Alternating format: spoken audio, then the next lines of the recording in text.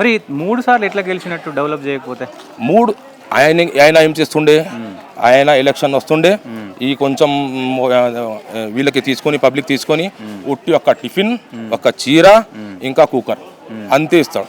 పబ్లిక్కి ఎలక్షన్ ముందులో ఇది ఇచ్చి ఇట్లా ఈ పనులు చేస్తాం. ఇట్లనే అయింది. ఇంతకుముందు కూడా ఇట్లనే జరిగింది. 2019లో కూడా అట్లనే అయింది.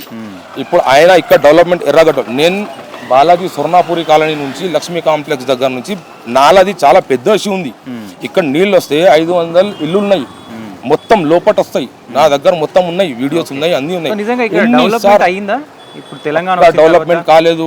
నేను మాగంటి గోపీనాథ్ వాళ్ళ ఆఫీస్కి పోయి ఆయనకి చెప్పినా, నేను ఇట్లా పని ఉంది, మా ఏరియాలో చాలా ప్రాబ్లం అవుతుంది, ఇంట్లో మొత్తం నీళ్ళు వస్తున్నాయి, ఎట్లా చేయాలి అది అని చాలా సార్లు పోయి చెప్పినా నేను.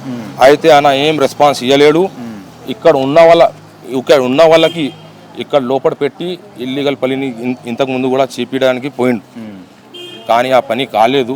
ఆ నాల అట్లనే పెండింగ్ ఉంది. మీరు కింద పోయి చూడొచ్చు, చాలా పెద్ద నాల ఉంది. అది లక్ష్మీ ఏజీ కాలనీ నుంచి లక్ష్మీ కాంప్లెక్స్ దాకా పెద్ద పని ఉంది, పెద్ద ఇష్యూ ఉంది. ఇప్పుడు దాకా కాలేదు, ఒక్క పని చేయలేదు. ఇక్కడ కూడా మా దగ్గర పని అవుతుంది కదా, మేము లోకల్ లీడర్స్ ఇక్కడ కలిసి ఏమేమి పని ఉన్నాయి మా దగ్గర చూసుకొని దారుసలాం పోయి అసదుద్దీన్ అవైసీ సార్తో లెటర్